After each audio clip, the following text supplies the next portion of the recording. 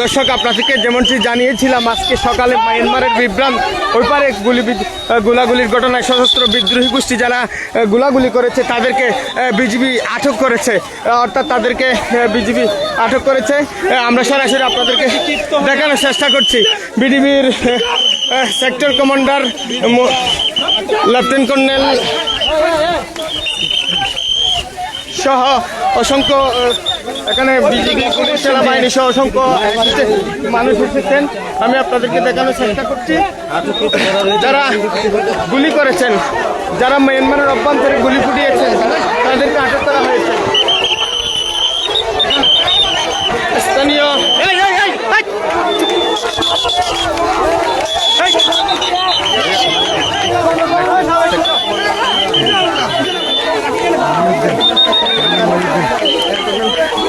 এখানে আমরা Ramu sector commander colonel Mohiuddin আহমেদকে দেখতে পাচ্ছি। ওনার নেতৃত্বে কিন্তু আটক করেছেন যারা মায়ানমারের বিদ্রোহী গোষ্ঠীরা গুলি করে দেশে মানুষকে আহত করেছেন। তো আমরা আপনাদেরকে সরাসরি দেখানোর জন্য চেষ্টা করছি। প্রায় আটক করেছেন। তো আমরা যদি একটু দেখানোর চেষ্টা করছি, সরাসরি দেখানোর চেষ্টা করছি আপনাদেরকে, সরাসরি দেখানোর চেষ্টা করছি। বিজিবি আটক করে নিয়ে যাচ্ছে, পুলিশ রয়েছে, সাথে সাথে পুলিশও রয়েছে। যারা মায়ানমারের বিদ্রোহী গোষ্ঠী আরকান আর্মি এবং অন্যান্য বিদ্রোহী গোষ্ঠী যারা রয়েছেন তারা মায়ানমারের ওপার থেকে তারা গুলি করেছেন, বাংলাদেশের দিকে তাক করে তাদেরকে আটক করেছেন। কয়েকজন পুলিশ বাড়ির ইনচার্জ দেখা যাচ্ছে। পাশাপাশি আমরা আপনাদেরকে সরাসরি সংযুক্ত হয়েছি।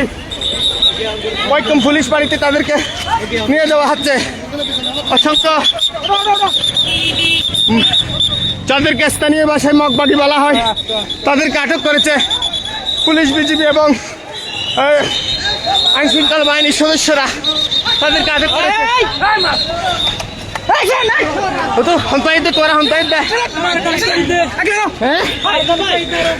আরকান কি আরে গুলাগুলি কে নিয়ে মগবাগি কদুম মজ্জা মগবাগি মেরে মারামারি মগবাগি হজম মজ্জা মজ্জা তারে 20-15 জন কো মজ্জা মারা গিয়ে কোন কি নাম নাম হইলো শহীদুল আমিন সংকম্ব তো আয় বালাহালি ক্যান্টিন এই তোরা এখানে মগবাগি হজম মজ্জা 17 ওরে গুলাগুলি তাদেরকে বলা হয়েছে। আমরা তাদের কাছ থেকে এখানে ভাই আমরা যাবো, এতক্ষণ করছেন আপনাদের প্রেস ব্রিফিং দেওয়া হবে না? ঠিক আছে, যে এখানে আটকে দেওয়া হচ্ছে যে আমরা আইন শৃঙ্খলা বাহিনীর সদস্য যারা রয়েছে তাদেরকে একটু দেখানোর চেষ্টা করছি। এখানে হোয়াইট টং পুলিশ বাড়িতে তাদেরকে নিয়ে আসা হয়েছে এবং আইন শৃঙ্খলা বাহিনীর অসংখ্য গাড়ি কিন্তু এখানে এসে টোটাল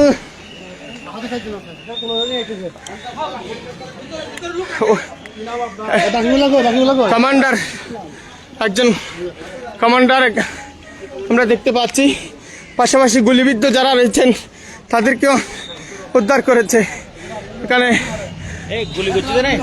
বাংলাদেশের বাহিনীগুলা আজকে বীরত্বের ইতিহাস করেছে, কারণ তারা মায়ানমারের অভ্যন্তর থেকেও আমাদের দেশকে অশান্ত করার জন্য চেষ্টা করছিল, কিন্তু বিজিবি পুলিশ তাদের সম্মিলিত প্রচেষ্টায় তারা আটক হলেন। আপনাদেরকে দেখানোর চেষ্টা করছি। একজন গুলিবিদ্ধ, 2 জন রয়েছে। আর্মি কই আর্মি সামনে তো ক্লিয়ার করো, সামনে পুরো লোক ক্লিয়ার করো। আসলে কয়জনকে আটক করা হয়েছে, কয়জন আহত হয়েছেন এবং গুলিবিদ্ধ কয়জন হয়েছেন, কয়জন নিহত হয়েছেন সেগুলো তারা আমাদেরকে সংবাদ সম্মেলনের মাধ্যমে জানাবে বলেছেন। তো আমরা আপনাদেরকে দেখাবো এবং জানাবো। তবে এখানে ঘটনাস্থলে সেই একদম মায়ানমারের সীমান্ত গেসা এলাকা, যে হোয়াইট টং তেসি ব্রিজ থেকে যে গিয়ে তারা এখানে যারা বিদ্রোহ করার মায়ানমারের ওপারে যারা বিদ্রোহ করে গুলি ফুটিয়েছেন, বাংলাদেশের এদিকে তাদের ছোড়া গুলি এসেছে, যার কারণে বাংলাদেশের একজন স্কুল ছাত্রী মারা গেছেন। সেই জন্য উনি পরিবার মারা গেছেন বলছেন, কিন্তু ডাক্তার বলছে যে মুমূর্ষ অবস্থায় রয়েছে। সেটি আমরা জেনেছি পরিবারের সূত্রে, এবং তার দাদা আমাদেরকে যতটুকু জানিয়েছেন তাকে কক্সবাজার থেকে চট্টগ্রামে মুমূর্ষ অবস্থায় রেফার করা হয়েছে, এরকম কিন্তু তারা আমাদেরকে জানিয়েছেন। তো এখনো সে মারা যায়নি, অবশ্য গুলিবিদ্ধ মুমূর্ষ অবস্থায় রয়েছে। পাশাপাশি এখানে মায়ানমারের কিছু বিদ্রোহী গোষ্ঠী সদস্যরা সেদেরকে আটক করা হয়েছে। কখন তাদেরকে কয়জন আটক করা হয়েছে, কেন সেখানে যুদ্ধ হয়েছিল, গোলাগুলির ঘটনার বিস্তারিত বর্ণনা কিন্তু আমরা আপনাদেরকে জানাবো। তার আগে যদি একটু আপনাদেরকে দেখানোর চেষ্টা করছি, রামু সেক্টর কমান্ডারের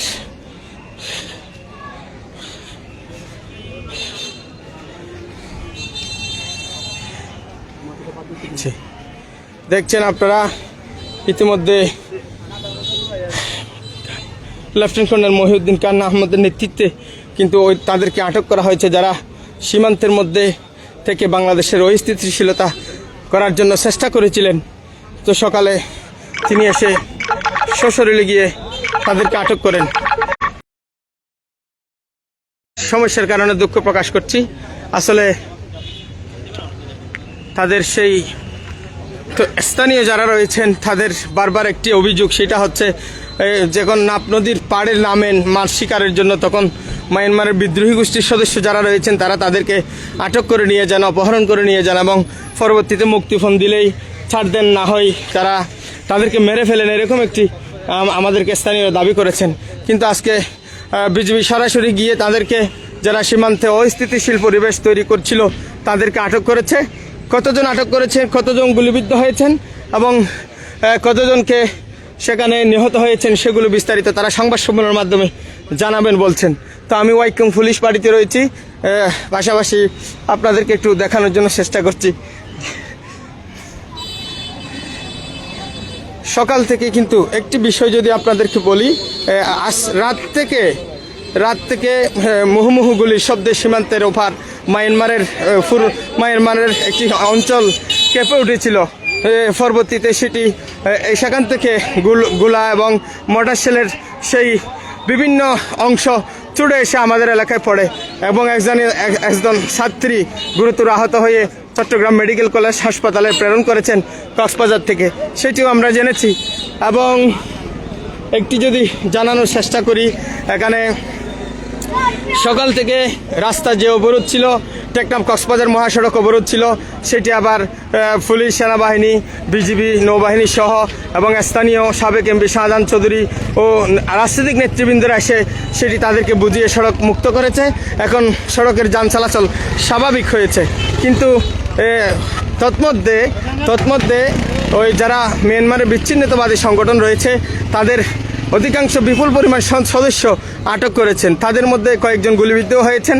তারা কতজনকে আটক করেছে, কতজন গুলিবিদ্ধ হয়েছে, অথবা কতজন নিহত হয়েছে, এগুলো তারা সংবাদ সম্মেলনের মাধ্যমে আমাদেরকে অবশ্যই জানাবেন। তার আগে আমি আপনাদেরকে একটু জানানোর চেষ্টা করছি, যারা মায়ানমারের ওপার থেকে গুলি করে দেশের ভিতরে অস্থিতিশীল তৈরি করার জন্য চেষ্টা করছিল, তাদেরকে কিন্তু বিজিবি আটক করেছে, সেটি আমরা কিন্তু জেনেছি। তো আমাদেরকে তারা সংবাদ সম্মেলনের মাধ্যমে সব কিছু জানাবেন। তার আগ পর্যন্ত আপনাদেরকে এতটুকু জানালাম। এবং তার আগে রোহিঙ্গা 2017 সালে রোহিঙ্গা আসার পর থেকে আমাদের বাংলাদেশের যে মানবিক আশ্রয় দিয়েছিল, এরপর থেকে বিভিন্ন অপরাধ কর্মকাণ্ড শুরু হয় তাদের সাথে এবং তাদের সংমিশ্রণে, যেগুলো পরবর্তীতে বড় আকারে রূপ ধারণ করেছে। তো আমরা দেখতে পাচ্ছি পুলিশ পাড়ির ইনচার্জকে